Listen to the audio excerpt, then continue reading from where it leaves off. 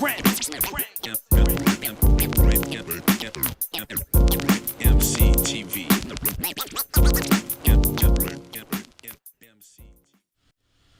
Yo, what's good? It's your boy, that motherfucker Steve, coming at you live from EmceeTV Studios in Des Moines, Iowa. Today's a extra, oh shit, I got my phone playing. Today's an extra special guest. This is my homie. We go way back, all the way back to when we was, where's my hand at? So we was way little kids. So this my homie. What's up, Nuisance? Good to see you, bro. What's up, man? It's always good to see you, brother. Hell yeah. I appreciate you taking the time and jumping on here, dog. We got a lot of dope music stuff to talk about. You've been doing a lot lately, homie. I've been busy, man. I've been busy, bro. Hell yeah. All right, I'm going to grab this link real quick and blast it out so that everybody that is interested can watch it and jump in the comment section and let us know how they feel. So give me 2 seconds. Let me grab this link real quick, and I'll drop it on Facebook, and we'll let everybody know we are live. Come jump in the mix on YouTube. There we go. So what's been up, bro? You're out in California right now, right? Long Beach, California. Yes, sir. Is where I reside. Hell yeah. Hell yeah. Long Beach in the house, man. Shout out to LBC. I've been here for like 6 years, 7 years. I've been out here for a minute, man. So nice. I love it. Yeah, it's great out here. Yeah, I hear a car alarm going off behind me. Let me peek and make sure somebody ain't stealing my shit. Yeah, check that out. It's a minivan. I'm good. I ain't driving a minivan. I'm safe. Yeah. So you've been out there for a little minute now. So all right. So we'll start at the beginning and we'll work our way up.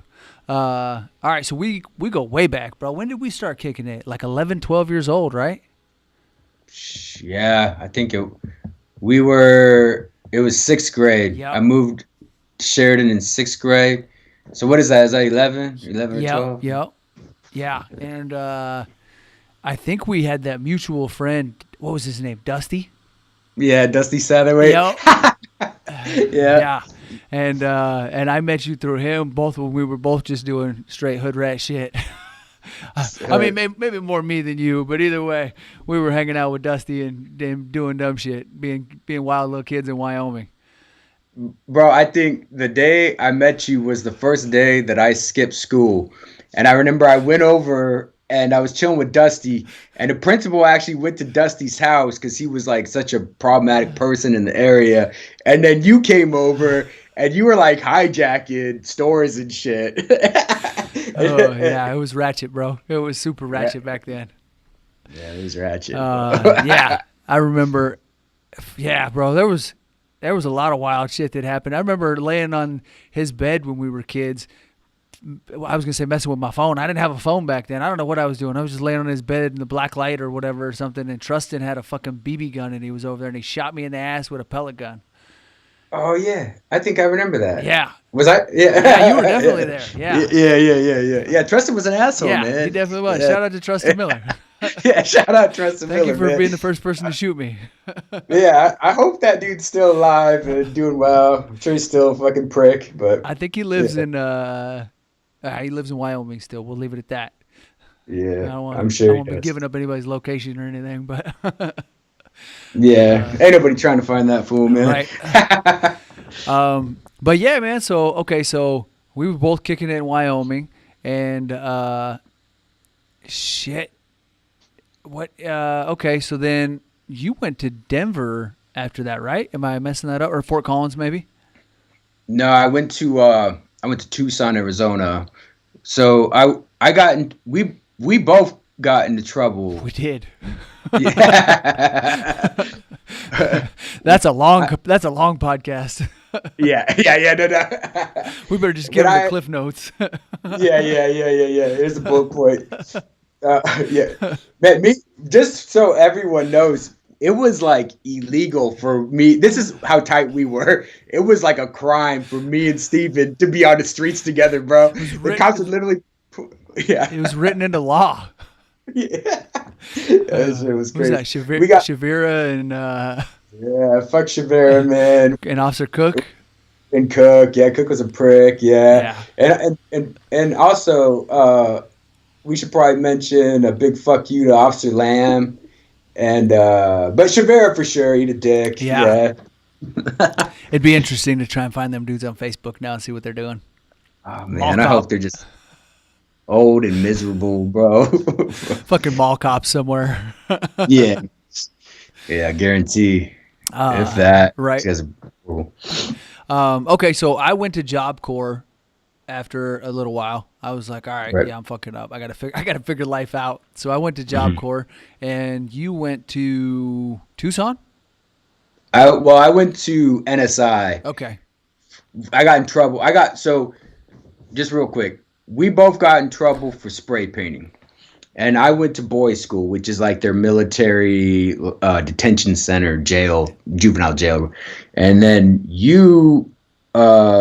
maybe you got probation. I kind of forget what happened, but you end up getting hit by a car. Yeah. And then I got out of juvie, and then I end up fucking up with some other people. And then I end up going back to juvie, but I went to NSI for like 2 years. And then when I got out of that, I was like, I'm done with this town. I moved to Tucson, Arizona. And I think you went to Job Corps and then went to Denver or something like that. Yeah, I mean, there was a lot of goofy shit that happened in between there. I switched schools a few times. Ended up in that little thing they had down in Casper on the 4th floor, and yeah, just kind of bounced around and fucked up enough, and eventually was like, all right, I got to get out of here too. Everybody knows my name around here, and it's not like I won an award.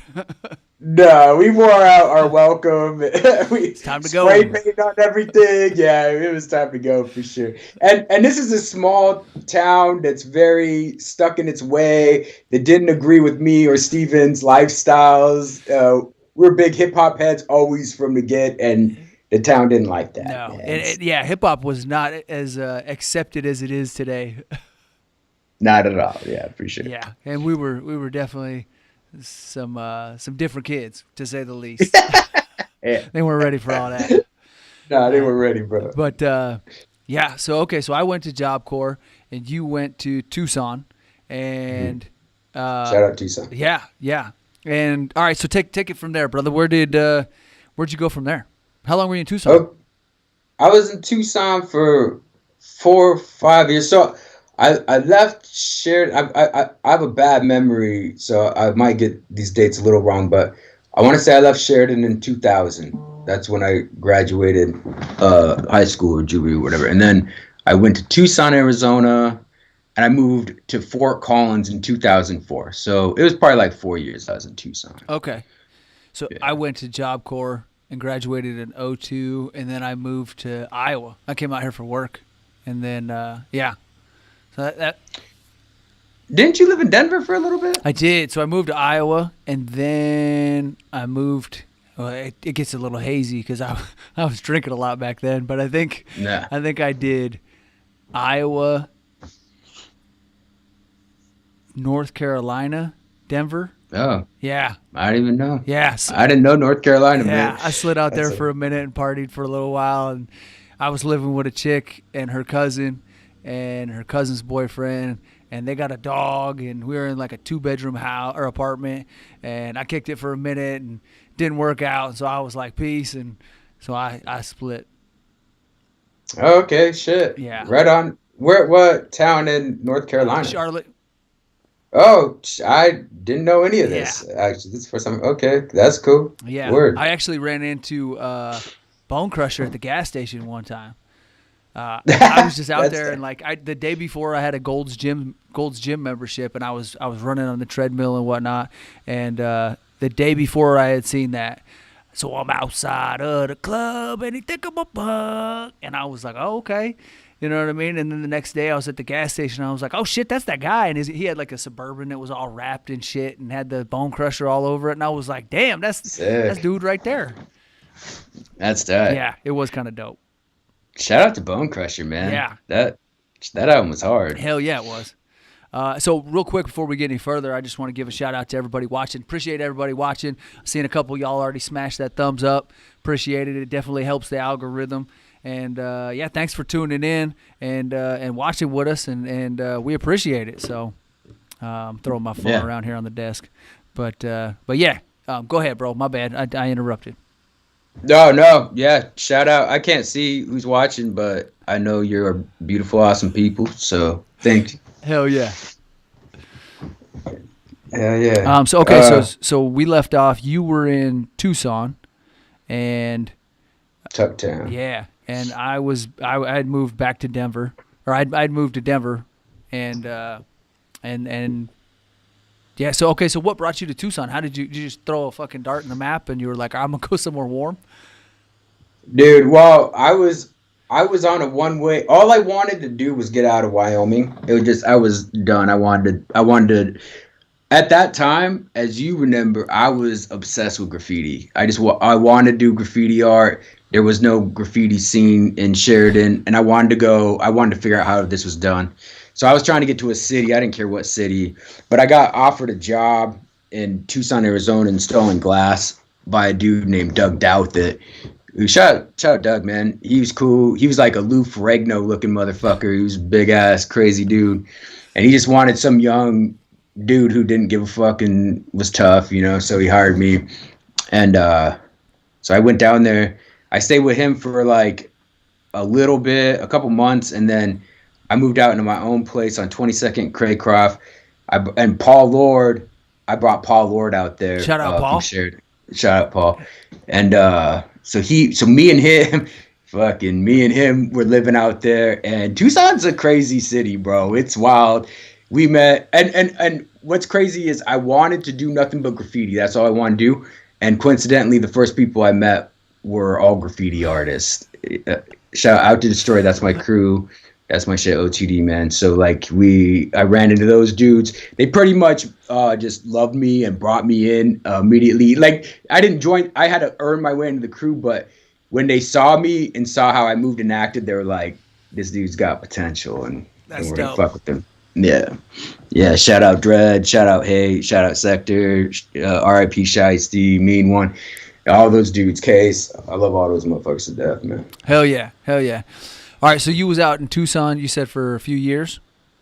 Yeah, for a few years out in Arizona, down in Tucson. Okay. And life was good? You were working and stuff? Yeah, it was crazy, man. I had some friends get killed, and I was in the thick of it. I would say life was fun. I was young. I was drunk a lot, but I was enjoying it, I didn't have a care in the world. I ended up going to jail when I was 18 out there, and that sucked. And then, so I was kind of in some trouble, man. I mean, I was getting popped for graffiti and just like living that wild lifestyle. But what happened was my dad called me, and then I didn't really know my dad, and he was like, offered me a place to stay in Fort Collins. And I always wanted to live in Fort Collins. That's where I was actually born, in Fort Collins. But I didn't spend much time there because I moved when I was real young, when my parents split. So I took him up on that. And also a big caveat was I always wanted to go to college. I always had a desire to go to college. And I was thinking like, oh, maybe if I go to Fort Collins, they have CSU and I could go to that college somehow. And things were just getting wild down in Tucson, so it seemed like a good decision. Little change of pace. Yeah, a little change of pace, man. And it was, dude, for sure. Like Fort Collins is a completely different city than Tucson, Arizona is, for better or worse. I mean, it's not even really comparable, I feel. But Fort Collins is a great city, man. I love Fort Collins. It's a good city, man. It had a really good hip hop scene, and I hooked up with some dudes there. Shout out Hoodlums and Havoc, man. Like Hoodlums and Havoc, they were a big hip hop crew in Fort Collins, Colorado. That's my dude, Chris Morgan Jokes. So that's my homie, man. That's like my brother. And I was like doing like the party drunk freestyle battles and stuff at that time, trying to get a song out. This is like 2004, early 2004. And they saw me and believed in me, and they're like, yo, we should record this guy. This is back when no one had home studios. It was hard to get recording, and no one really made beats. It was a different time, This is like even right before MySpace. So Fort Collins is good, man. I ended up linking with those dudes. I started a group called Subject with a guy named Habit. We did a bunch of shows in Fort Collins. Where were you guys rocking the mic at? Was that at the Aggie? We did a lot of shows at the Aggie, but more notably, there was a place. At first, it was called the Starlight, and it was kind of like a smaller, little grimier venue. When we first started doing shows, there was like a punk rock venue, but there were no real. Okay, so here's the thing: Fort Collins. Fort Collins had a dope hip hop scene, man. Shout out Divergent Ethics. So many people, man. I don't even want to start that list because I'm gonna forget somebody and they'll get pissed. But it had a sick scene, but no one was really doing shows at venues. People were rocking like bowling alleys and shit. Like this group called Listen. The DJ Derek is the dude from Pretty Lights, so he blew up like huge. But at the time, and Listen's dope. And Michael Minert was their MC, and he also became a big EDM DJ. And they were doing shows, but like at bowling alleys. And a dude named Sentence, shout out Sentence, he ended up signing with Sage Francis's label and being in a group called Meter Maids, and they're dope. Check them out if you haven't heard of them. And maybe they were doing little shows here and there, but it wasn't like a doing a show thing. Adam Kawamoto, who was our manager for Hoodlums and Havoc and Subject, he was the dude who really opened up the show scene in Fort Collins, Colorado. So then Hoodlums and Havoc started doing shows. We did shows at the Starlight, the Aggie. We did shows at the Mishawaka, which Nice. is sick. The amphitheater. Yeah. It's one of my favorite places on earth. And so we started everywhere, dude. We were doing shows everywhere, literally everywhere. Adam was a genius manager. Hoodlums and Havoc had a great following. We teamed with a bunch of people, man. Divergent Ethics, Dr. Asifai, Skimp Killer. I shouldn't go down this rabbit hole because I'm gonna forget people. But it was a really solid, sick fucking scene, man, for many years. And then the Starlight changed owners, and they started a place called Hodie's Half Note, which was dope because when they started it, we went in there and the dude was like, I only want to do like folk music and like bluegrass and shit. And it reminded me of CBGB's in New York, which is like, I love CBGB's. I'm a punk rock dude. And so I was like, man, that's funny because we're going to take this over and he doesn't even know it yet. And it's going to be like this local hip hop hotspot. And I knew it. We had to rub him the right way for it to happen. We did. But at first it was like, he wasn't having it. So it was like Hodie's Half Note. But it for sure became like the hot spot for all local hip hop. And we threw sick events, man. It was a dope place. It's not like a comedy club or something. Okay. Lame. Not that comedy club is lame, but it's just lame that it's not the venue that I know and love. But yeah, man, it was tight. And then the Aggie, man, we opened up for Tech Nine and Ill Bill, and yeah, shout out Tech. So many fucking people. I'll forget that list too. But it was a great time. Fort Collins is a dope city, man. Hell yeah, that's dope. Yeah. Okay, so that's like what, 2005, 2006, somewhere around there? Yeah, I would say I was in Subject from the years, I want to say 2004 to 2008 was my Subject years. Okay. And then after that, I started a crew called Pink Elephants. I remember and that was, yeah, man, that was the shit, man. Pink Elephants was great. Shout out Equinox. He's still making music. He's in a group called I and Team. I hope I don't mess that up. Hey, Equinox in the house. Equinox is a sick ass rapper. And then my boy Dr. Manable Lecture. I just recently started talking to him again. He kind of disappears. That dude's a enigma. But that's my dog. I love that dude, and he's still making music. He's dope. Check him out. My boy DJ Cosmo. That dude, I love that dude to death. He's like my brother. DJ Deadbeat Dom. We had 2 DJs. We had like 6 producers. Dubs P, shout out Dubs P, Project Medieval, Doc Type. It was a very experimental at the time. It was like electronic, like, and mixed with like very hype hip hop. But yeah, it was dope. Hell yeah. Yeah. Okay, and so, so how do you go from there to CSU? How did you end up getting into the art school eventually? Spoiler alert. Oh yeah, yeah, yeah. So I actually did never go to CSU, but I ended up moving to Denver, and then I went to the Art Institute down in Oh, Denver. okay, I fucked Uh, that up. no, you're good. You're good. What I said earlier was kind of misleading, but I was like, I wanted to go to CSU. I just never. It didn't happen. I ended up going to the Art Institute, but I moved to Denver, and I was cutting concrete, man, which was it's a rough job, bro. Like it's a tough job. I don't want to say it sucks because my homie Miguel may see this video later on, and he owns a concrete cutting business. And that dude is a monster, bro. Like I worked with him, I could never keep up with him. That dude is a beast of a man, bro, and I love that dude to death. But When, it was a tough job, when you man, say for sure. cutting concrete, not to cut you off, my bad, but you mean like No, literally, like you had to cut the concrete saw, and you had to like when you do concrete, you cut the lines in it, so that way if it cracks on the lines and stuff. yeah, well, what a lot of what we were doing was like people would own old houses in Denver, and Denver started blowing up. So they wanted to rent out the house, but they wanted to rent it out as an apartment unit with an upstairs and a downstairs. This is a lot of work that we did. But to rent out the downstairs, you had to have what was called an egress window, Oh which was yeah. like basically for fire emergencies. But so we had these hand saws, bro, that like they were diamond studded and they spit water so it didn't cause fire friction or ruin the blade. And you hold it and you would cut this fucking wall. And I mean, if that thing hit rebarb and bucked and hit you, it's cutting your ass in half. You know what I mean? So it was crazy, man. And you're just covered in like concrete, water, paste, and shit, man. And my first semester in college, bro, I was doing cutting concrete. Then I would drive to college. Like I would get off. I'd be like, I gotta go. And I'm covered in concrete dust and shit. I'd show up to my college class and they're like, what the fuck?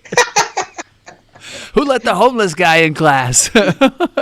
Yeah, no doubt. Seriously. That's wild. So you were It you was were wild. kicking ass. I mean, you were definitely paying your dues and working all Yeah, day, and then in class all night. yeah, fucking grinding, bro. Yeah. And Yeah. my bad. What were you going to school for at that point in time? So I went to school for media arts and animation was the program that I went to school for, man. And it was dope, man. I had a great fucking time. That was some of the funnest years of my life. I met some real great people, and it was tight. You know, I partied a lot. I had good times. For the most part, stayed out of trouble, which is good. And I got my homework done. I won three pretty big animation awards. I was doing really well, and I was I quit cutting concrete. I ended up bartending. I was bartending two different jobs while I was going to college. I had to pay for my college. I took out a bunch of student loans and shit, but I had to pay for rent and food, and I fuck it. So I would go bartend in the morning at one place. I'd go to a class, and then I go bartend at night, you know, and then I get back and I do my homework and shit, and then wake up and fucking repeat, you know. But it was fun. It was just like constant going. It was challenging. I never thought I'd go to school. I was the second person in my family on both sides that I know of that went to college. The first being my mother went to college when I was a kid. You know, she became a teacher, Shout as out, you know. Leanne. Yeah, yeah, yeah. So it was tight, you know, and I was like proud of myself because where we come from, you know, not a lot of people go to college. You Yeah. know, that's a fact. You They know, had some so. good schools. We just, there weren't a lot of people from our area going to them. Yeah, yeah. And it was like if you were from where we're from, the goal wasn't to go graduate high school even. It was you would go to school until you're sick of it, and then you go work on the oil fields when you're strong enough, you know. And and then you'd have a kid pretty young, and you'd be stuck in this town. Or I don't want to say stuck, 'cause I don't know if people from Sheridan are watching, but you know, that ended up being what you did. You worked on the oil patches and you raised your kid, and that was where you're at. Sure. Yeah, So, I mean, there's a lot of dudes out there that worked on ranches and oil rigs, and I mean, the job prospects were limited. I was just talking to a woman last night, and she was like, "Wyoming's beautiful. Why would you ever leave?" And I was like, "Yeah, it's beautiful for sure. Like I would never take that away from it." And I was blessed to get to do some snowboarding and some of that cool stuff when I was a kid. But yeah, I mean, not. I don't want to sound harsh or like whatever on my perspective on it, but I guess at a certain point when you're kind of spoiled with all of that, it's like, where's the mall? I want to see it. You know what I mean? Like at that point when we were kids, it was like, man, where's the mall? You know what I mean? South Dakota, what was it? Rapid City had a mall. They had the Rushmore Mall, and then Billings had the Rimrock Mall. And Rimrock, right? Yeah. and those were the two like closest malls. I guess Cass and Casper had a mall, but I don't think I ever went to it. Right, but and also you should note, all those places were like 2.5 hours away. Yeah. They weren't close. Not even feasible for us. Yeah. Yeah. I mean, like I think me and you and Trustin maybe went to Billings for a total side note here. I derailed the conversation a little bit, but I think we went to Billings and stayed at the Ramada for one of my birthdays. And we went and watched. Wow, I can't even. Bro, it was with Steven Seagal died in the beginning of the fucking movie. Yeah. What is it? Was it Air Force One? Was it Air Force One? No. It was about like it was like the stealth bomber. Yeah, and they were trying to board the plane because it had been hijacked, and they had like a little chute they were trying to get up in. And that movie's dope, man. What? I'm gonna Google that, and I'll be like, oh yeah, that was. Hey, if you know what it is, drop it in the comments for us, because we could definitely use some help on that. And shout out again to everybody watching. We got a handful of viewers. I think you got a little following, bro. I appreciate you. You know what I mean? Blessing EmceeTV with all these people you brought along with you tonight, homie. Hey man, that's dope, man. I'm glad. I wish I could see who's on here so I could shout out or say what's up. I'll be honest, all I get is an icon with people watching. I don't even know who they are. So if you're watching, jump in the comments and let us know who's here, and we'll shout you out.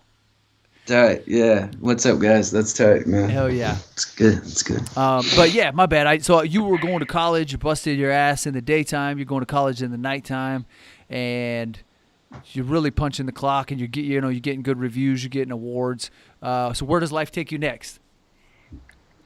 Oh yeah, so man, and just to note, I was doing Pink Elephants too for like probably half my schooling, so I was doing shows and shit too. It was a very eventful time in my life.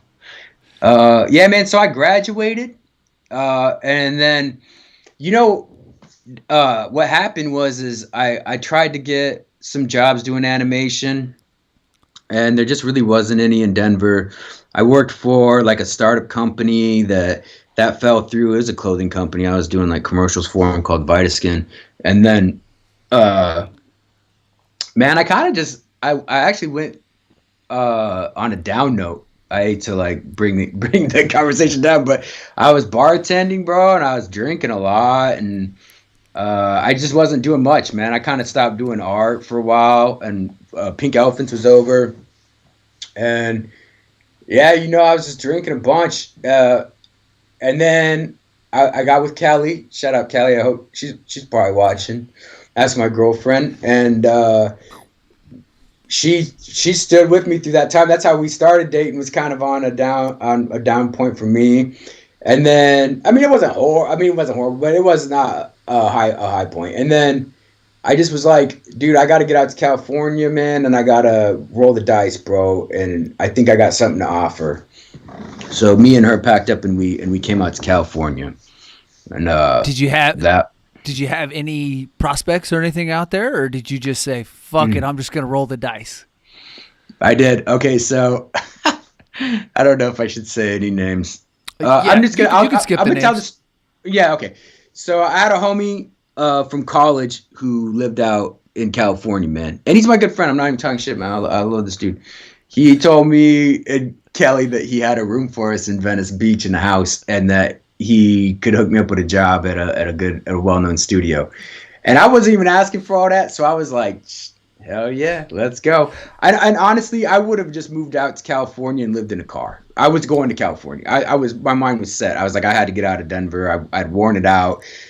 I was running in circles. So we went out there, and when we're pulling into Cali, I call my homie and I'm like, "Hey man, like sorry, it's gonna be a little bit later than we thought. ETA's like 1:30 a.m. or something." And he's like, "Oh, I need you to go to my homie's house in Corona." And I was like, "Dude, it was a trip, bro. Like, I don't want to pull up to your homies. We'll pull up. We'll deal with moving all this because we're in a U-Haul and dragging my girlfriend's RAV4, and she's driving, and we're going through LA traffic, right? Like, we've never drove in LA before." And he's like, "Well, all right. So straight up, I don't have a home." Oh shit. Yeah. So I'm like, "So I don't have a home," and I'm looking at Kelly like I gotta tell her we're homeless out here in LA, you know. And so I told her. And you guys are still together. She stuck with you. Yeah, man. Yeah, she's a soldier and a half, bro. That's a keeper. That is a keeper for sure, man. Yeah, we we made it work. It was like, honestly, it was kind of like the adventure began, right? Like when I heard that, I was like, okay, I'm going into like, this is, we have to make it, right? We have a pocket full of change, truck full of everything we own. We're out on the West Coast, but I have dreams and aspirations, and we're going to make this work, even though things just threw us a hard curveball. Yeah. So it was crazy. So where did life go from there? I mean, like, so where did you guys stay that night? We stayed in Pomona, California. I wish she was here because she would say it was hood, man. It was a ghetto. She's like, I have to pull in, and literally everything bad that could happen happened from that point. Well, it was already kind of happening, but it went into full gear. Dude, her RAV4 fell off the trailer that was pulling it. Oh shit. Yeah, bro. So like and it was like on and off. So we parked inside of like a diner parking lot, all fucked up. Dude, there's so many. This from that point to when we got an apartment is a whole book, bro. But just to sum it up, we stayed pretty much in like ghetto hood motels. And sometimes we stayed in a nice one here or there. You know, we'd like spend a little bit of money because we had money, you know, probably enough to get a place, but we couldn't spend like a lot. So shout out my boy Peter Toblowski, man. He really came through and saved my life. And here's the thing. I went to college with Peter. I've not talked to him since college. This is years later, man. I probably talked to him in my first or second semester, and we were friends, and I knew he moved to California.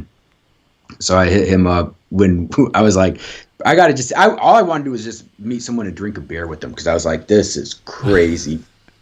So we had been homeless, like motel hopping for, I want to say maybe a week or 2 weeks, or it could be a month. I have a hard time remembering the time frames. But it was a good amount of time, and I was like, dude, this is the one person I know in California.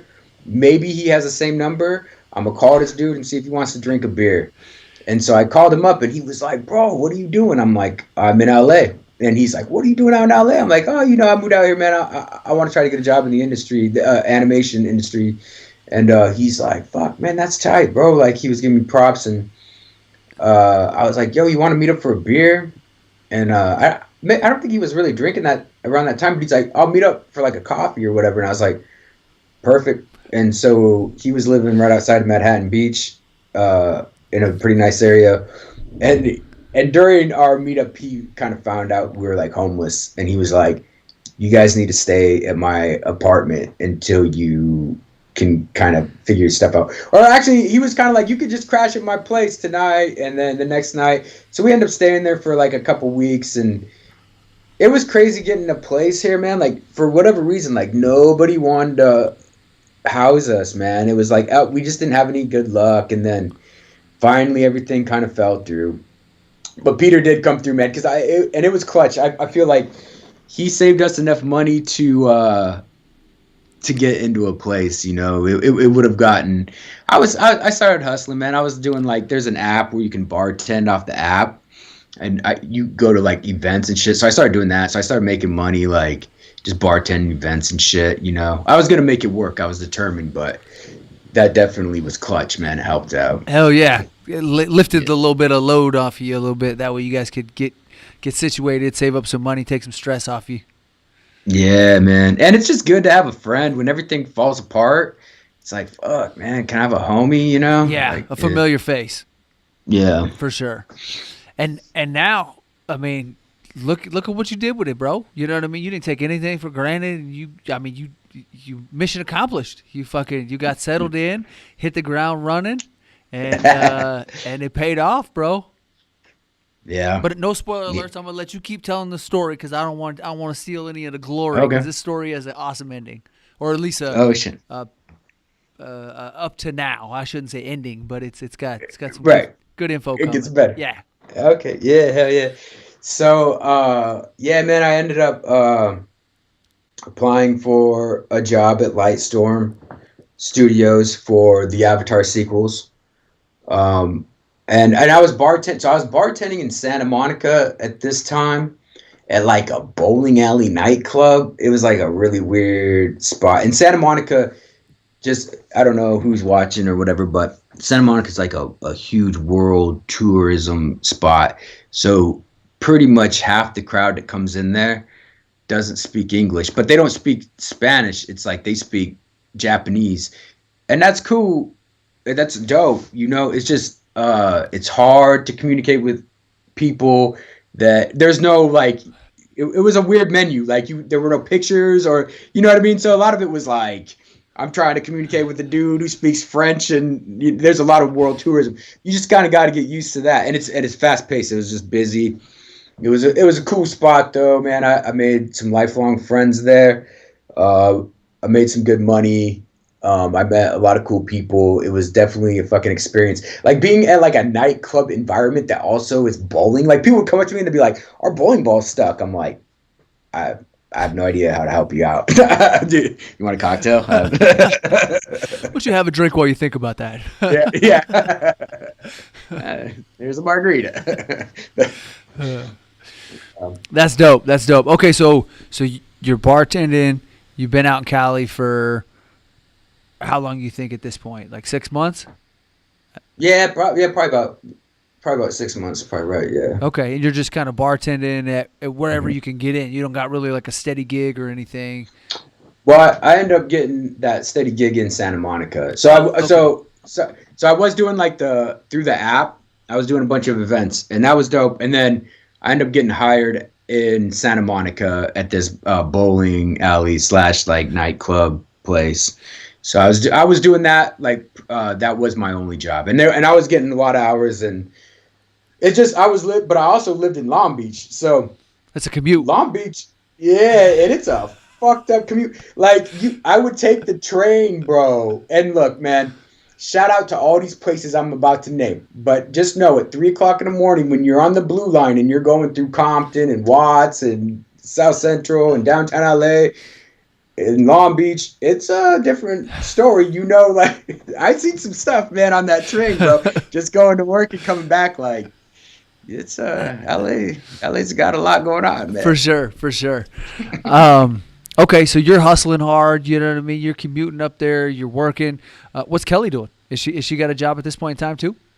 Yeah. So Kelly, her job from Colorado. It kind of mutated a little bit. She was doing tattoo removal, but then another company, I don't even know if I should say these company names because I'll just say there was a marketing company from one of the dudes who was associated with her previous job was like, I'll hire you. So she was working from home. At this time we were living in Signal Hill, which is like dead in the middle of Long Beach. It's just like literally a hill that was annexed out of Long Beach City because there was a bunch of oil they found there back in the day. But it's also like on 21st Street, like where like close to where Snoop Dogg and shit's from. They're very close. Oh yeah, I went and visited you at that house. Yeah. So, but it was small, man. I mean, it was like it was like technically a studio apartment, you know. It was cool, it was nice, but it had a weird setup. And so she was working from home there, and then and I was doing the bartending thing, and then so we were getting by, you know. It was like, it wasn't horrible, wasn't ideal, but it was, Things we were thankful. easier. Yeah, it was working, you know, it was working out. And I had applied for a gig at Lightstorm, which Avatar was hiring, and I was like, I'm gonna do it. I'm gonna try it out. I'm gonna see if they're gonna hire me. You know what I mean? Now, real quick, for people that don't know who Lightstorm is, break that down real quick. Oh yeah, so Lightstorm is the studio that is owned by James Cameron, who is the writer-director of the Avatar movies and then Titanic and Terminator and True Lies. The dude he's a genius. It's an honor to work for him. He's an amazing talent. And he's made some of and Aliens, dude. Like, okay, here's the thing too, man, just real quick, is in the world of sequels, the best sequels ever are Terminator 2 and Aliens. And you can argue with me, that's cool. I'll listen to your argument. But Terminator 2 is the motherfucking best sequel ever made. Hell bro. yeah. And the CGI in that, when old boy turns to, like, liquid, you know what I mean? He's got the... It's so sick, bro. That changed my life, man. When I was a kid, I was like, this is the dopest thing I've ever seen. And Aliens, too. You know, Aliens was hard. Like, the first Alien movie is dope. The second one, James Cameron made more of, like, an action film. But it stuck with me, man, so hard since a kid. So, like, I knew that Avatar, it had been, 10 some years since the first one came out, and people were like, you know, skeptical. They were like, I don't know, it's been so long. But I'm like, this fool kills the sequels, dude. It's gonna be amazing, you know? So I wanted to be part of that project. I really, really wanted. When I first applied, when they contacted me, I applied for a PA position, which is like a production assistant. It's like I would be grabbing coffee for people, because I was like, this is my first gig in Hollywood, you know? And they turned me down.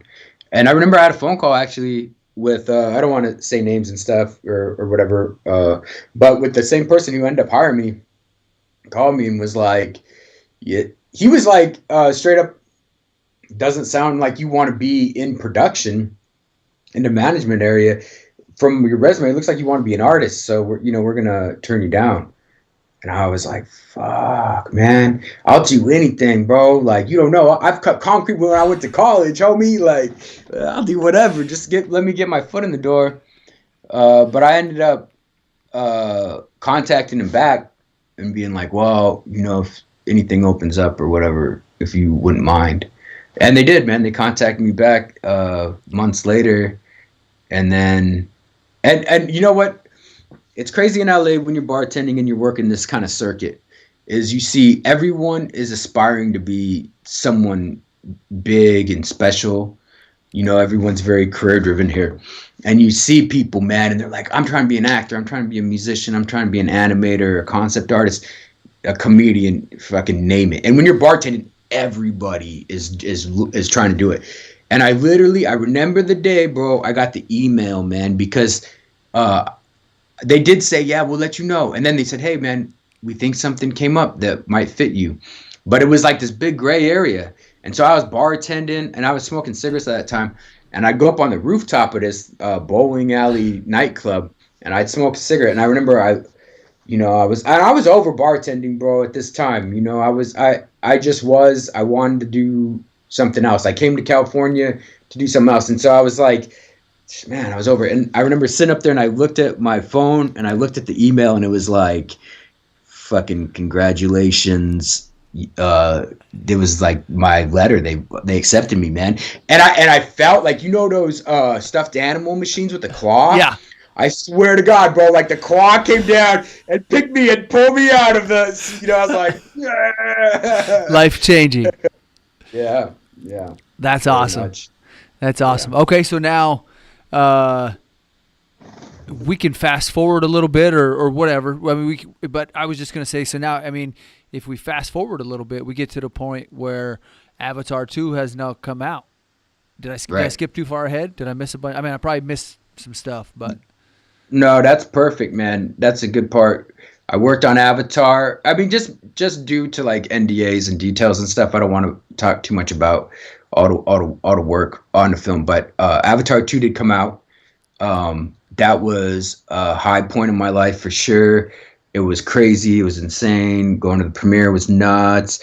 We won an Oscar. It was fucking nuts. And it was like, you don't know how the movie's going to perform when it comes out, but you're so, I've worked long hours, bro, at this point, man. Years of my life, long hours, bro, 10 hours minimum, you know.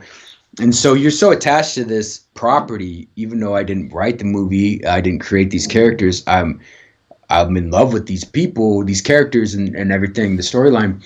So when it comes out, I'm like, I feel like it's a great movie.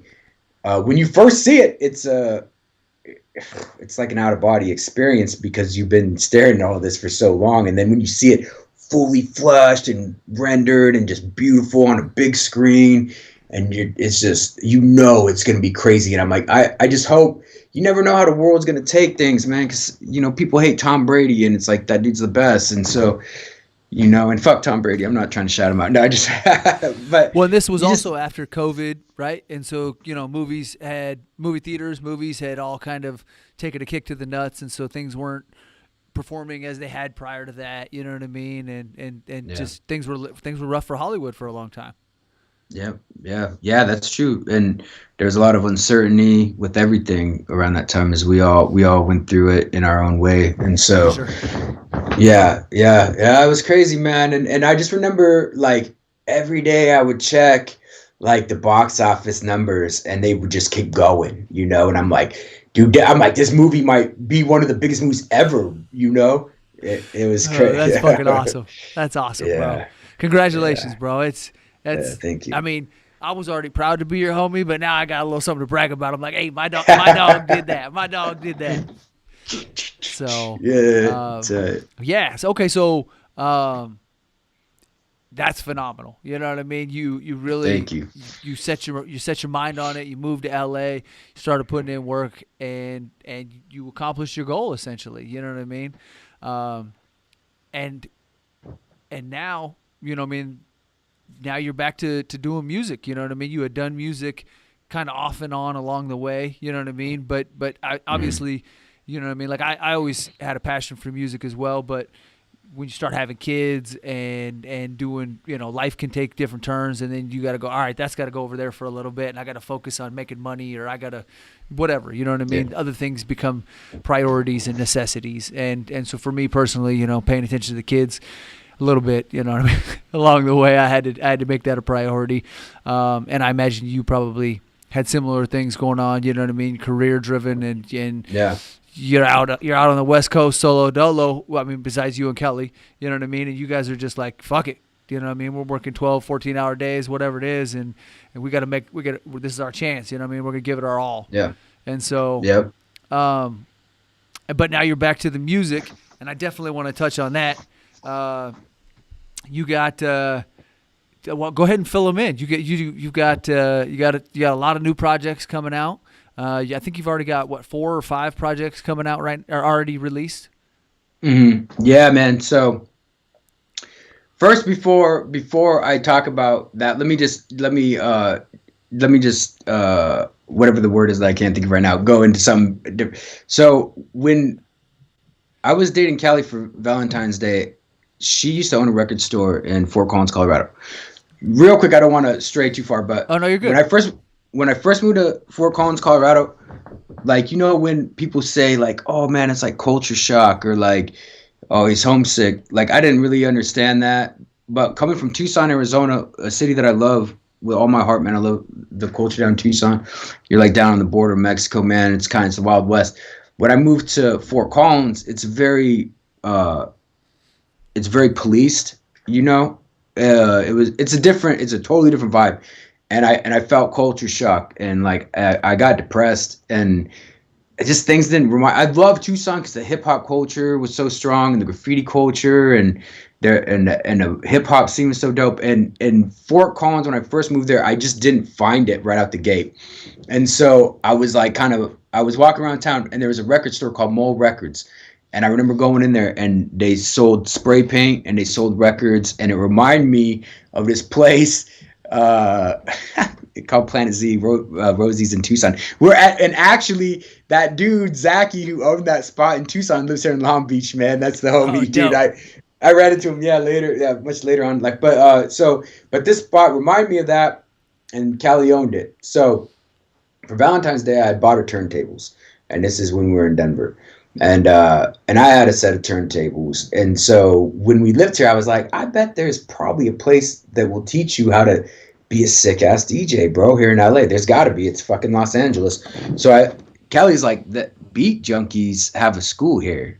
And I was like, what, the Beat Junkies? I was like, how crazy would it be if like DJ Babu, who's my favorite DJ, he's always been, years before I met him, I would always tell people like, Babu's the best. We would pick DJs like Mortal Kombat characters at house parties. We'd be like bullshitting and be like, yo, I bet you fucking DJ abilities would take fucking Mixmaster Mike. And I'd be like, DJ Babu, that's my dude.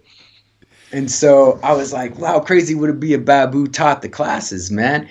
And I specifically said, how crazy would it be if Mr. Chalk and Babu taught the classes? And when we went in there, it was Mr. Jack and Babu, and they're like, hey, man, welcome. We're the teachers for these classes. And I was like, I just thought they maybe sponsored the school, and put their name on it. But they actually are there every day teaching these kids and adults and whoever wants to learn.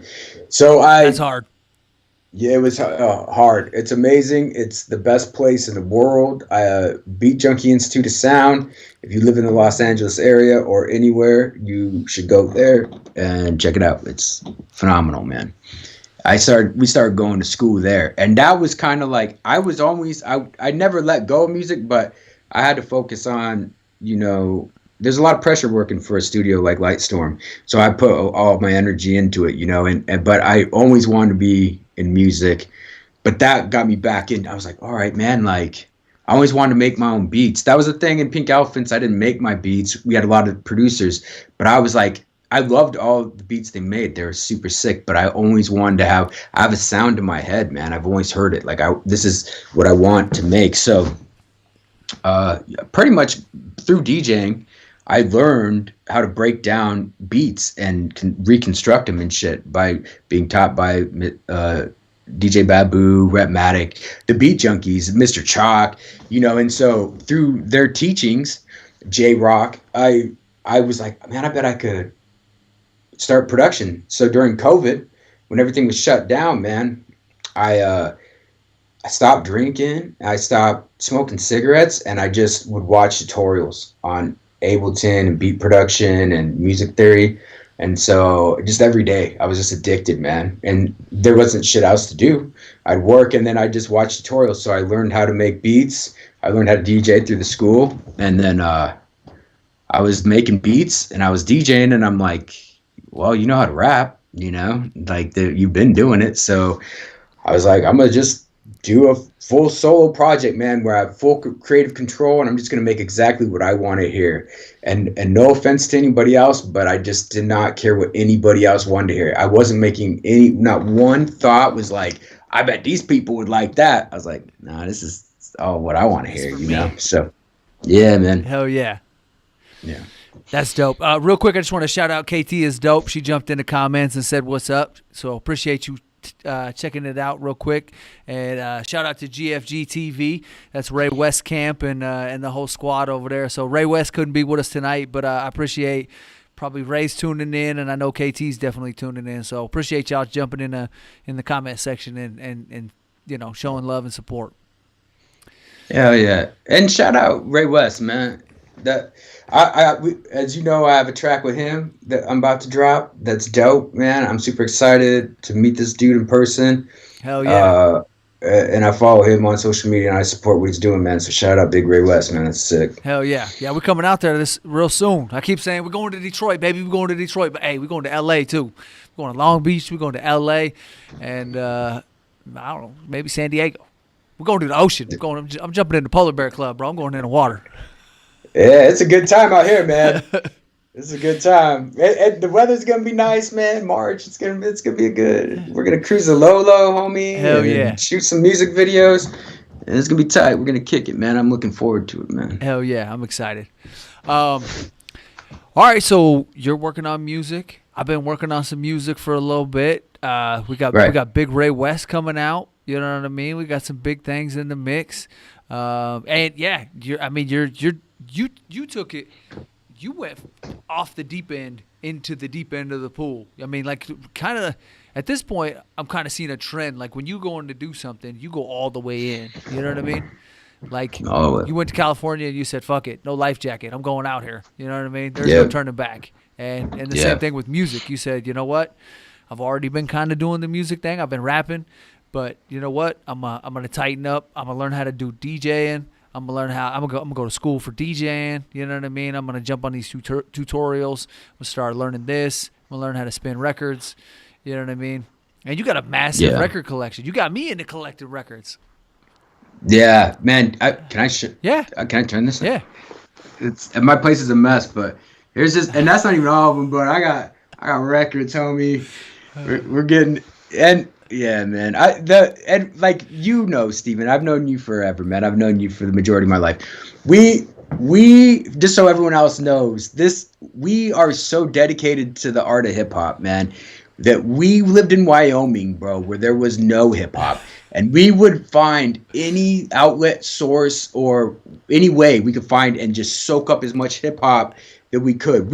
Dude, there's people who grew up in the Bronx that didn't have as much knowledge as us, homie. Big facts. Yeah. Motherfuckers were collecting baseball cards. We had the MTV rap cards. Yep. Hell yeah. Facts, bro. Yeah. Yep. Facts. Staying up late night watching Dr. Dre and Ed Lover drinking Mountain Dew. Yeah. Yep. Yeah. Yep. It was dedicated from the jump. Yeah, man. You know what's funny is I still have days where, like, something will spark a memory, bro, of like just you when you're staying in your mom's crib, when we were young, everyone was staying at their mom's, but like in your room, on your bed, like you had the bed in the corner and the TV up here. And we'd stay up late to see MTV Raps because that's had the raw shit, bro, you know? Yeah, and I remember, like, certain videos always come to mind, like Black Moon. There was some videos, some De La Soul videos. Yeah. But you know which one that I've never seen ever again, which I should probably find on YouTube because everything's on YouTube. But Omar Epps had a fucking rap song. Do you remember this? I do. Yeah. Yeah. And I was like, and it's dope. It's tight. He went under, like, Wolfpack or something like that. Hell yeah. Yeah, man. That's fire. We saw the Cream video, bro. Like, we were up on Wu-Tang, man, before, like, I mean, obviously no one in Wyoming, but it wasn't a thing, really. And we saw, like, it had to been one of their premiere videos on MTV Raps. And I was like, who the fuck are these guys, bro?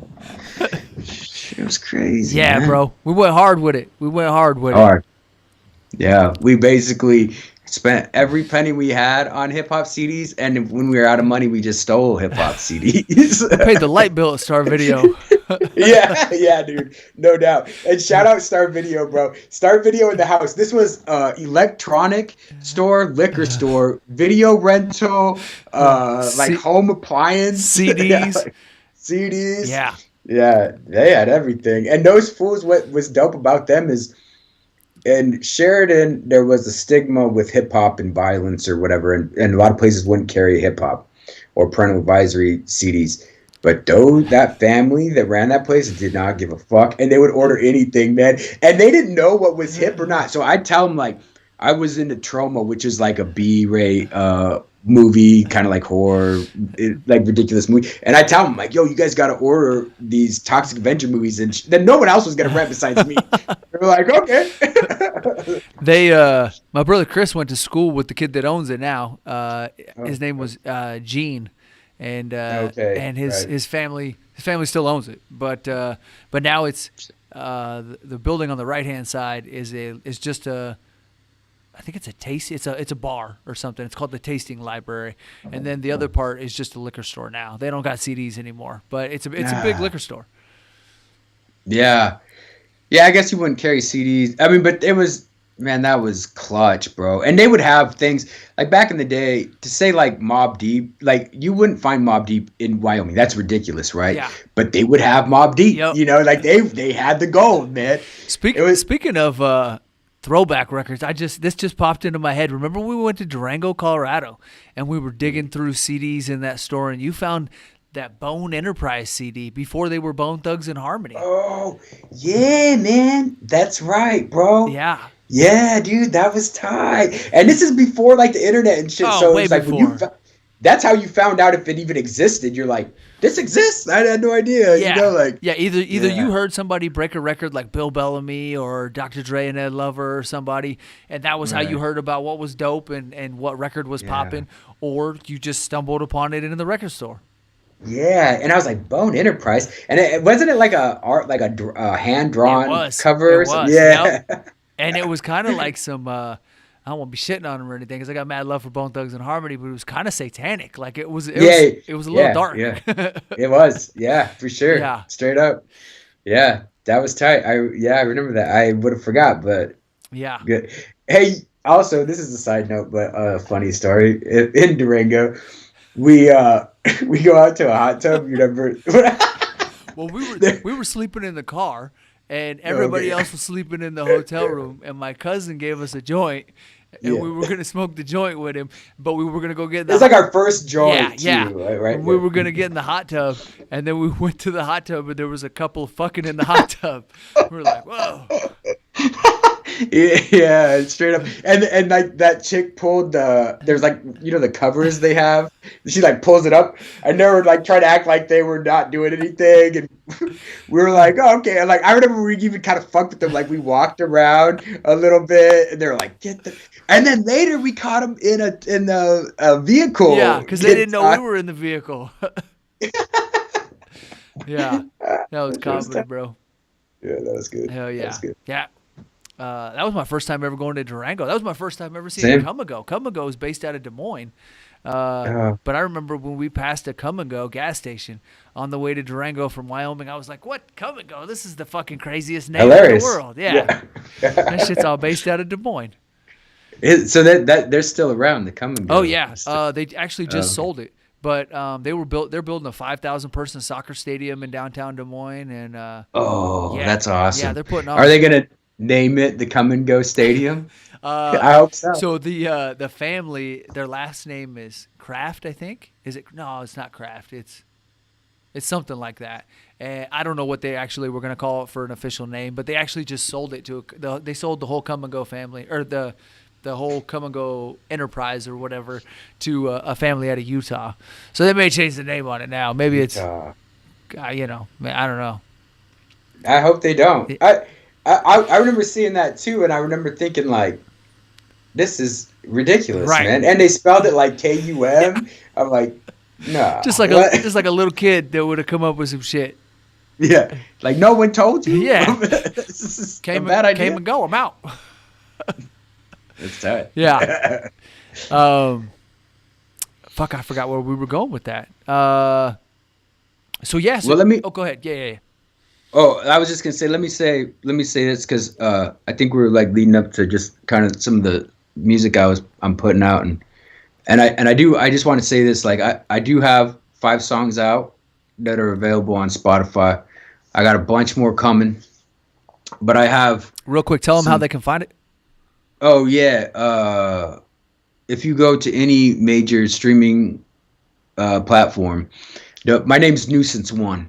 So it's NUISANCE.ONE, and if you search that, it'll pop up. And all my socials are that same. If you follow me on any socials, I share a lot of information. I do all my promo. I do all the artwork. I do all the beats. I do all the cuts. I do all the lyrics. It's like a full blown like one man team right now.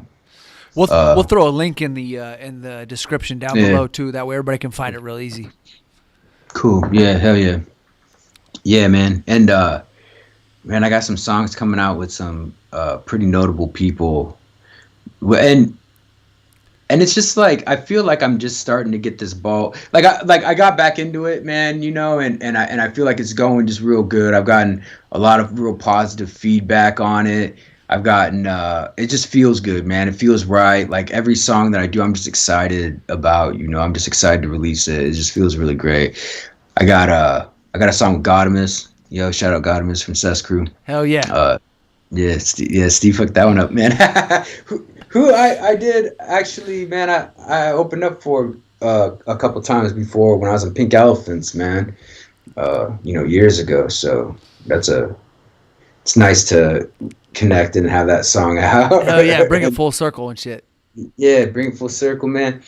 I got a bunch of collabs. I don't want to like spoil too much. Well, why don't you just tell them what you already have out then? And then you ain't letting too much out the bag. You know what I mean? Yeah, that's true. Yeah, or whatever you want to do, brother. The platform's yours. I'm gonna let you share what you want to share. Yeah, man. And mainly I just don't want to.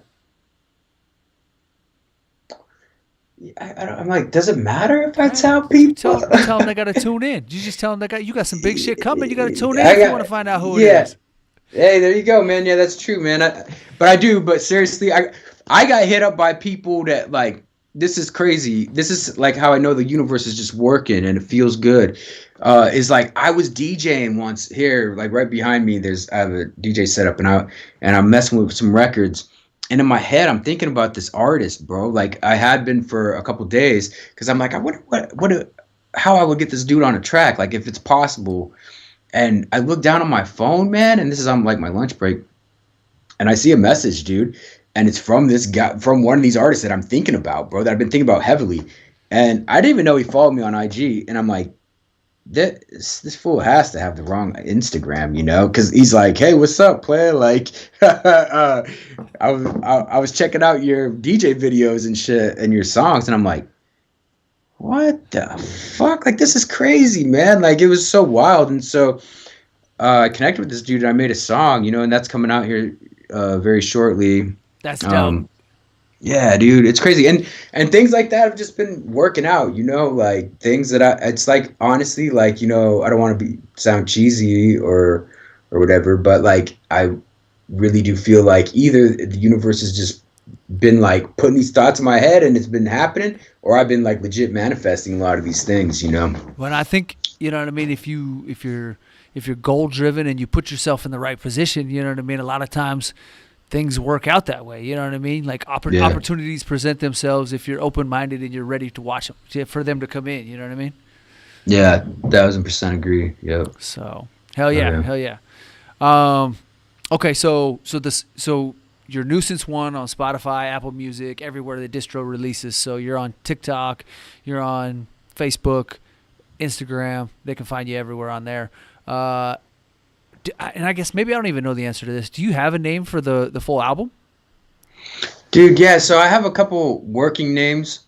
The one that I really like right now, and nothing's like set in stone, but one that I do like it's called Seeker of Wands. And I know that may sound stupid at first here, but the reason why I picked this name is I was bartending at this place called the Mercury Cafe in Denver, man. This is when I was going to school. And it was this really weird, like if anyone's been there, if there's people from Denver, it's a weird fucking place, man.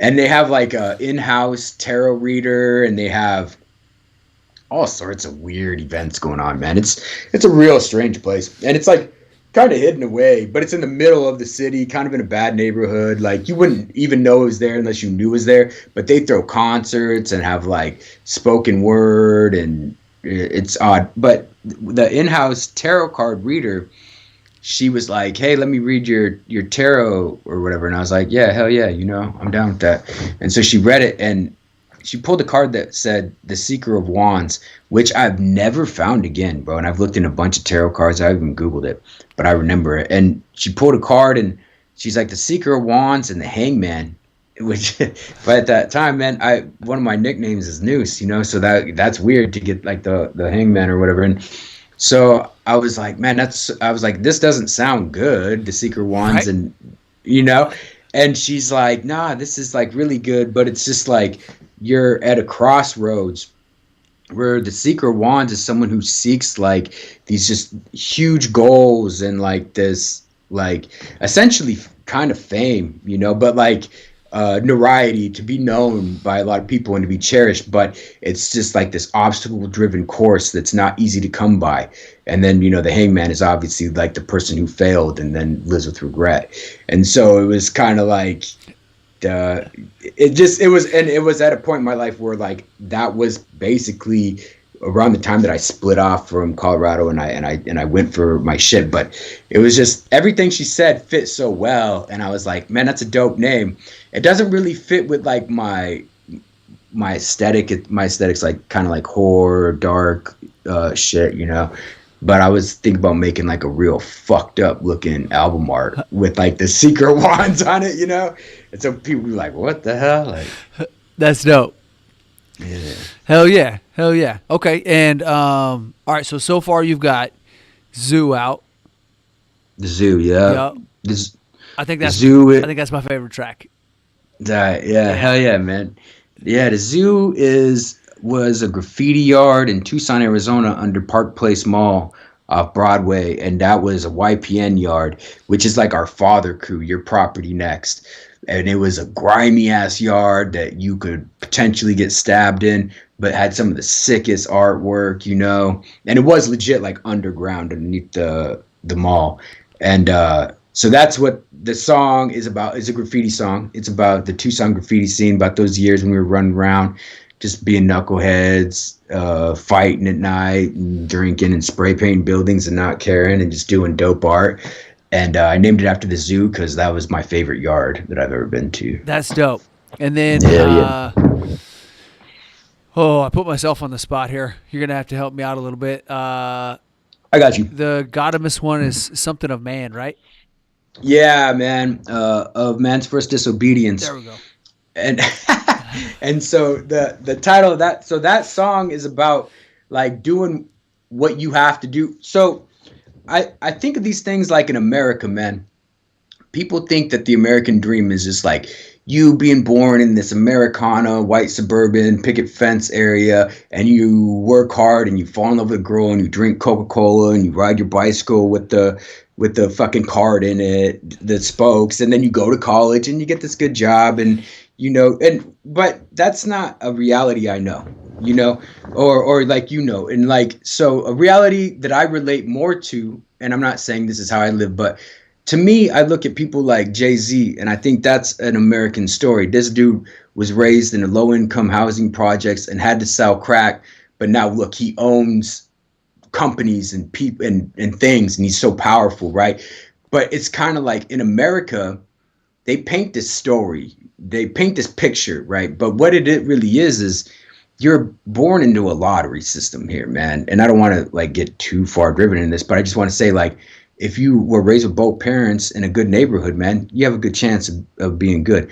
But if you're raised by a single mother in a lower income area, you kind of have to do some shit to get up, right? So it's like that song of Man's First Disobedience is about the things you have to do that, like, maybe society views them as wrong. I mean, I wasn't a crack dealer from Marcy Projects. I want to clarify that. But I had done some wild shit to get where I'm at because that's the environment, man. That's the nature of the beast. And that's what I view. That is the American story, man. To me, like, somebody who was raised with the circumstances they were given and they had to do some things that maybe society deems immoral, but it's not real evil acts, but you do it to get where you're going. And that's of Man's First Disobedience, which is also the opening line of the epic Paradise Lost, which I love that poem. That's dope. Yeah. Well, and I would agree with you on that because I think, and it's almost kind of like a Robin Hood story, right? Like if you're the dude that gets caught stealing from the rich and giving to the poor, then you're just a criminal. But right. if you go and do it long enough and take care of all these people so long that it becomes a folklore, then you're a hero. You know what I mean? Exactly. Yeah. Yes. And so if you can maintain long enough and not get caught, then you can become a hero in America. Yep. Exactly, bro. Exactly. Yeah. Yeah. And that's pretty much the concept of that song right there. Yeah. Yeah. Hell Yeah. yeah. And then I did Beware the Moon, and that's a song. I've had my bouts with alcoholism. My father's an alcoholic.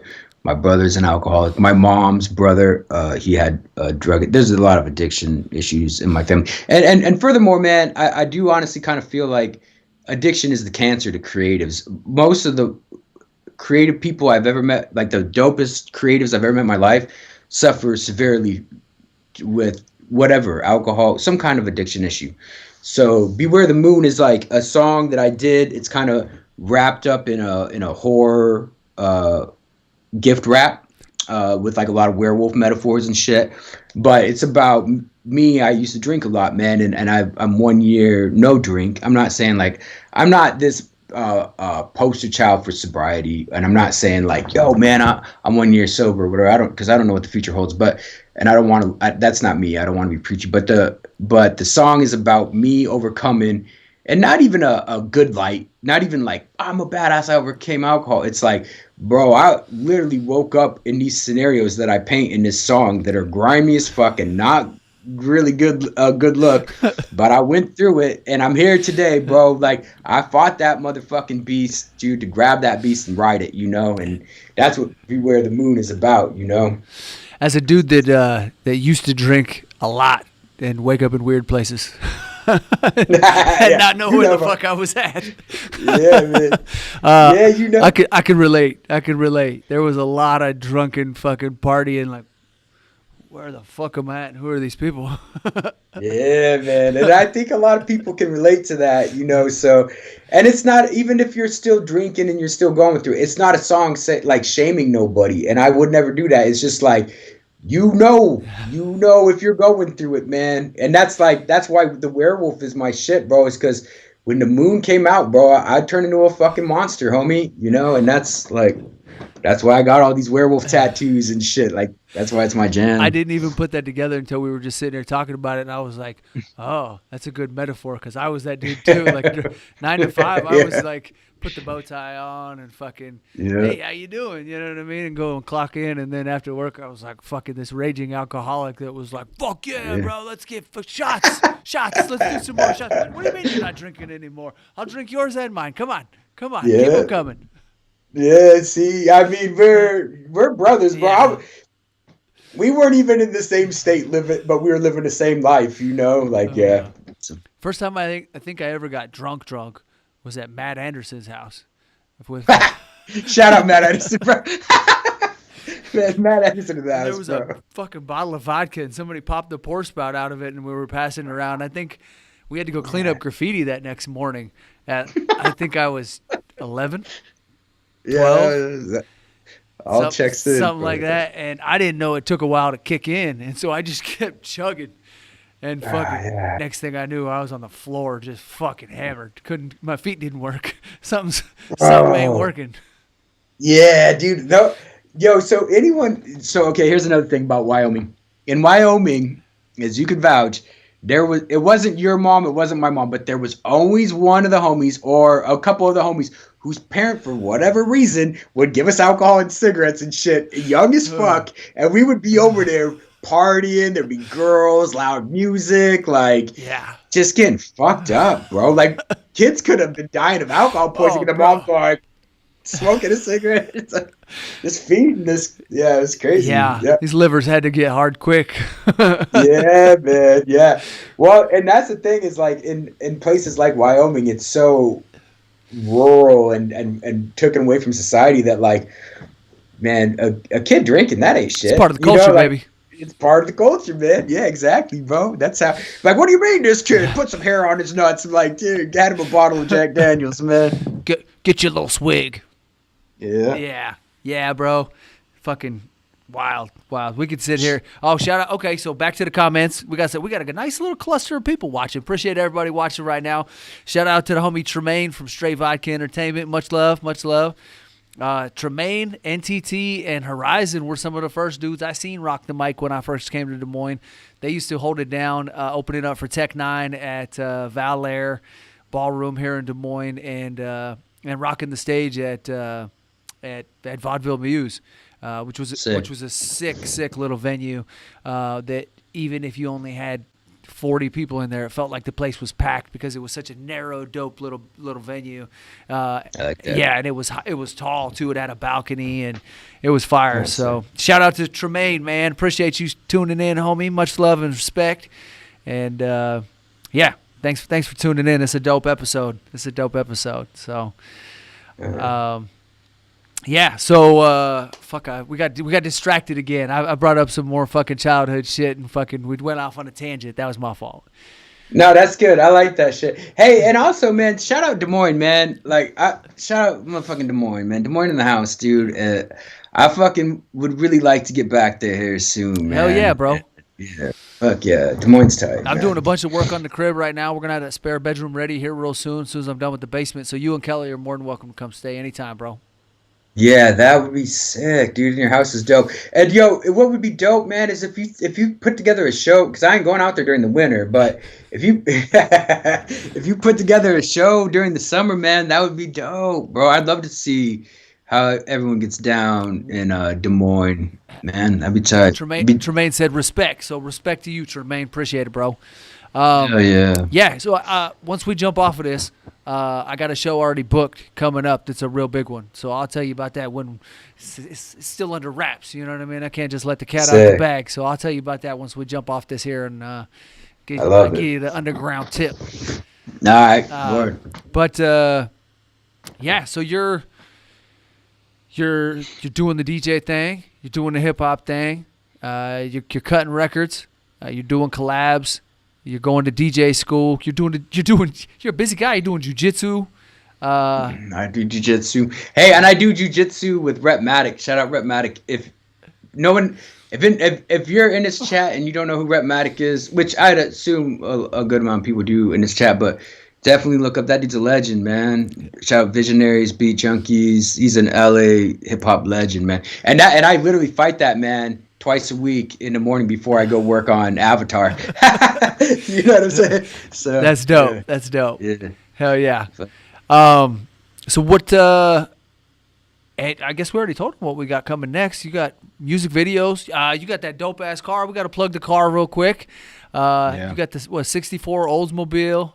Mm-hmm. Oldsmobile Dynamic. Yep. Convertible, bro. I got the bags on it. I just bought I'm buying like little accessories now. I got like a gear shift knob. It's like a purple skull.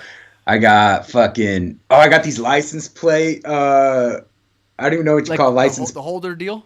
Yeah, like the holder, but it's like purple with teeth. So it's a purple car. Purple's my favorite color, but it's sick. I wish, man, can I pull up a picture? I was trying to think of how I could, but yeah, it's probably easier for you to do it. Well, you know what? Maybe I can do it real quick. Let me see. Can you send me a picture and I can pull it up real fast? Yeah. Yeah, because I can do that, and then we'll just jump over. Matter of fact, I think I can hit this while we're doing this, and I'll just pull it from your Facebook real quick. I'll save you the work. We'll just. Oh yeah, because that ain't gonna show up. Yeah, we'll just keep talking, and I'll pivot over to it once I get it pulled up. So, yeah, you got the tricked out. You got the tricked out Oldsmobile, and actually, I'm happy you said it was purple because I thought it was like a pearl because it almost looks like it's got a lot of different colors going on in there, like depending on what angle. Yeah. Actually, you'd probably be correct saying pearl. It's like on the edges, it's like dark purple that kind of fades into like a very light lavender. So it is like you've seen it in real life. I know it was in the garage, but the way the sun hits it, it does look different. Yeah, for sure. It's a tricky paint job to explain. Hell yeah. I'm hitting your Facebook photos real quick just to find a good one. I almost just was going to use the profile pic, but I thought maybe we'd find one where you could see the whole car. But yeah, I take so many pictures on Facebook, man. Sorry, bro. No, you're all good. Yeah, there was a lot on there. I'm scrolling now. I'm like, all right, well, I struck out thinking I was going to go that route. That might be a mission, homie. Yeah.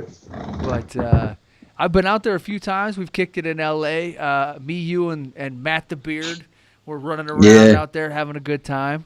And shout out Matt. Oh yeah. So we went out there a couple times and kicked it with you and walked around Hollywood and we went to what was the pizza place? It was the hip hop pizza place. Delicious. It was Delicious Vinyl, but they did like a pizza spot. They have a pizza spot now, which is dope. And they do like live. I saw Lord Finesse there. They do like live music and live DJs, like sick DJs. Oh, dope. Like Large Professor and they're just like legends. You know what I mean? Yeah, I think it's called Delicious Pizza, but it is a play off Delicious Vinyl. Yep, you're spot on with that. That is exactly what it is. We went to that one. And remember, they were filming a movie or a TV show or something in Hollywood over by Trejo's when we were down there. Yeah. Because you were scared to walk through it. Yeah. Well, yeah. No, go ahead. No, we didn't know what the fuck was going on. And that's true. Yeah, it was wild. It was wild. It's Hollywood, man. There's always something going on in Hollywood. You just never know what the fuck it is, you know? You're like, yeah. Can I walk through right here, right? Man? Yeah. All right. Well, I think the easiest thing to do is just going to be hit your profile picture, because I was still digging. And let me figure out how we're post a lot. I'll see if I can pivot over here. We'll see how well this works. I think it'll work if I just hit. Callie might have some pictures up, easier to find.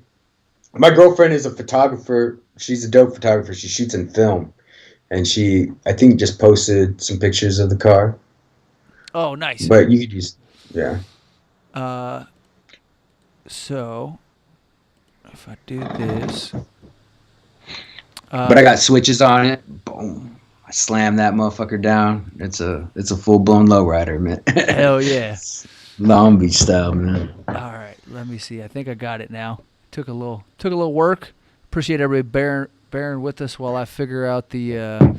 I've actually got a much simpler way to do this in the future, but I didn't take that next step and really jump on it yet. But there's a way to do this that's much easier, and you can have shortcut keys where you can just queue up stuff right away, and I've got everything for it. I haven't done a dry run on it yet, and so doing something like this is a little more challenging. But all right, here we go. We're gonna see if this works. We should be able to hit desktop view and pull this up. Worst case scenario. All right, that was a whole lot of talk and it didn't work, but it's a dope car. Yeah, for sure. But yeah. So you have a dope car. I appreciate that, dog. Yeah. Well, of course, man. It's what yours is a 64 too, right, or a 63? Yeah, no, I got a 64 Chevy Impala. Right, yeah. That's dope too, man. And you're setting yours up, man. Yeah, it's I just did new glass, and or not new glass, but I corrected the glass. That way, it had a leak in it, and the window was leaking and stuff. And there we go. All right, I think everybody can see that now. It should be, yeah. There we go. It's visible on the yeah. There was a whole bunch of me moving that around, but you can see it now. So that's the old, and then the rims, and you can see the Wolfman mask and the homie stunting in it. So. Yeah, looks clean. So man, I love that car with all my heart, man. Hell yeah. It just constantly takes money out of my wallet, but I don't even mind, man. I love it so much. I said to my pops when I got mine, I said, yeah, I bought the 64 Impala, and he goes, oh, nice. Now you have a spot to put all your money. Yeah, exactly, bro. Yeah, that's kind of how it works. Yeah, that is accurate. So there's always something that needs done. Oh, yeah, the brakes could be a little better. Oh, I got a little leak over here in the oil. I got a little leak in the transmission. Right. And if it's not, then it's like some kind of cosmetic thing you could do. Yep. Like if you're up on everything, you're like, man, I just got a new carburetor. I just got this. Everything's good. It drives smooth. But I could buy a fucking dope ass rearview mirror with like sketched artwork on it. You know, like for sure. That's that. Hell yeah. Sick ass car life. Yeah. Well, shit. So, okay. So, I mean, you guys are definitely going to see a lot more of Nuisance.One here real soon because we're going to be dropping music videos. I'm going to be out in L.A. We're going to do another podcast with him. And we're definitely going to make that happen real soon. We've been rocking for about an hour and a half. Plug your socials one more time, bro. Where can everybody find you at? Yeah. Hey, let me ask, am I frozen on this thing? I look froze on my screen. It looks good on mine. Okay, cool. That's cool. Yeah, I'm watching it on YouTube as well, so I think we're good. Oh, okay, cool. I just didn't want to be in like some weird funny pose frozen. You were like, what the? Nah, you're good. Yeah, man, check it out on Instagram. You can follow me and hit me up, man, because I'll talk to everyone, you know. I'm at Nuisance.One. That's NUISANCE period, like the dot ONE. And that's like just how you're supposed to spell it. I know it's kind of like a weird word. I always had like this my name. People have been calling me that forever, but it's like it's still a weird fucking word to spell. I have a Facebook profile, Nuisance.One, same thing. My TikTok, everything's across the board, man. I got lucky. I didn't have to add any numbers or any weird little add-ons. So yeah, check me out, man. Nuisance.One, hit me up. Say what's up. I love to talk to people. I'll talk to anyone, you know. Hell yeah. Oh, real quick before we jump out, we got Chop Logic. She said much love. So appreciate everybody tuning in. This was fun, bro. This was fun. We definitely got to jump on this. This was fun, man. Yeah. Hell yeah. I got to get you on a little more often. I started running through the Rolodex and hitting up some of the homies. I was like, man, I got a lot of dope homies, and I haven't really reached out to them on this platform. So I'm excited to be able to tap in with the homies and really start circulating and bringing some folks in and showcasing their talents as well. So. Yeah, man, that's tight, and this is dope. Like your whole platform. Well, first, I mean, probably everyone. If people don't know that know me or whatever, Steven's been running EmceeTV for years, man. Like he's had so many people he's interviewed throughout the years. I couldn't even ever begin to list off how many names. So you've been doing this for a long time, man. Yeah. Like this is, and it's dope. And and thank you for inviting me on your platform. Oh, of course. I've always wanted to be interviewed, and so it's great to be on here, man. And you really provide a fucking dope service. Like I feel like you're an essential part of like the Des Moines, Iowa hip hop scene, and I really hope that like everyone I know who's never been in Des Moines knows that. If you want to know hip hop in Des Moines, this is that motherfucker Steve right here, man. I appreciate it, dog. Yeah, hell yeah, of course. Hell yeah. So, well, shit. Until next time, you know what I mean. I think we close it out on a high note, baby, because I think that's let's do it. Yeah, you know what I mean. That was fun. We tapped on all the necessary information. We gonna keep them thirsty for the next one. Let's do it, man. All right, let's do it. Cool. We got more coming. Hell yeah. Word. All right, so until next time, it's your boy, that motherfucker Steve. I appreciate everybody watching. Make sure you hit that thumbs up if you're enjoying what you're seeing, and if you really like it, drop us a comment because that helps out with the algorithm. And hit my man Nuisance.One with a follow on his Spotify, and check out all that shit because he got a lot of dope music coming. Jump on the Instagram, let him know you was watching, and yeah. Until then, we'll see you next time. It's your boy, that motherfucker Steve for EmceeTV. Hey, thank you, everyone. Yo, Nuisance.One. Hey, thank you. I appreciate everyone. Thank you, guys. All right, we out. Like. Been known to snatch a piece or two. Y'all can't take over cause we gon' eat the you. Rock steady like a ginger brought Aretha through. This shit torture and I'ma keep feeding you. On that East Coast shit, y'all better duck down. Price on his dome, 5 on it like yuck mouth. When the plug get knocked, that's when the price jump. American Nightmare, that's where the Spice One. Rappers running like Ricky in the alleyway. Putting an end to the week, no Saturday. They want static, get it shaking like Cassius Clay. Passionate thugs mixing Douce with Alizé. Don't play with us. Them goons ain't got you safe enough. Yelling fuck 'em like Smokey off the angel dust. My life's so real, sounds like I made it up. Been up so long, I don't remember waking up. Dangerous, sharper than a razor's touch. We hit that script and get the cake up. God hate ugly, so ain't no saving us. Been up so long, I don't remember waking up. Big balls don't take